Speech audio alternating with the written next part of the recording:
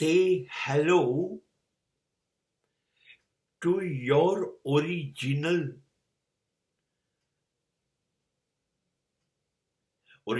self, own self,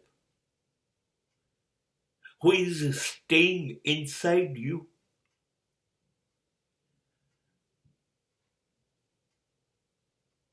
You are different from your original.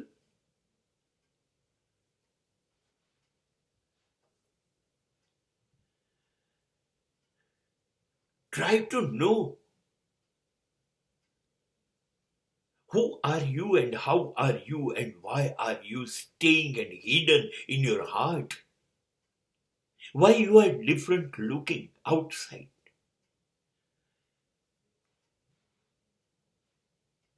તમે બહાર જે છો ને એ તો દુનિયાને સમાજને સંસારને દેખાડવા માટે છો. એ તમે નથી.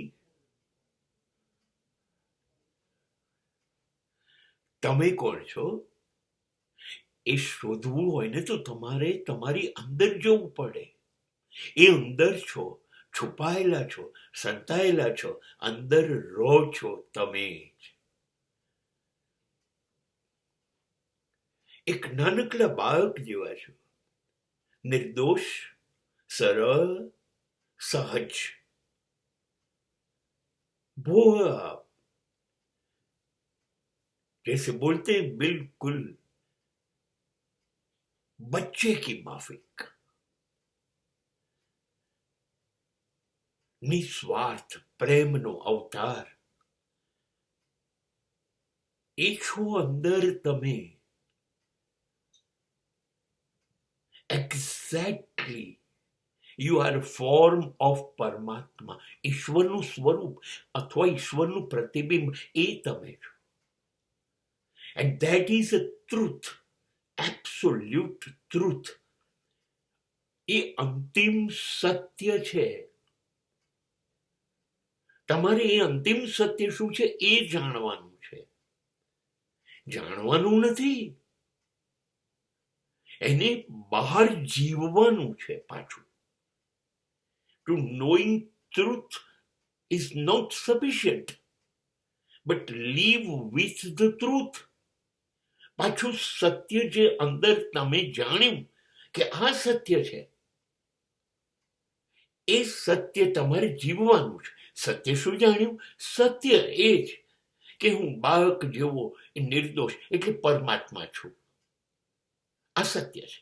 હવે બહાર તમારે પરમાત્માની જેમ જીવો તો તમે સત્યને જીવ્યા કેવો? પરમાત્માની જેમ બહાર જીવવું હોય તો તમારે સમાજ જેમ જીવે છે એમ નથી જીવવાનું. તમારે જીવવાનું છે સત્ય. તમારે જીવવાનું છે ન્યાય, નીતિ, ધર્મ, પ્રેમ, નિર્દોષતા. એનાથી જીવવાનું છે. તો અંદર રહેલા તમે બહાર આવ્યા અને બહાર આવીને અંદર હતા એવું જ જીવવાનું શરૂ કર્યું. આ તમારે કરવાનું છે.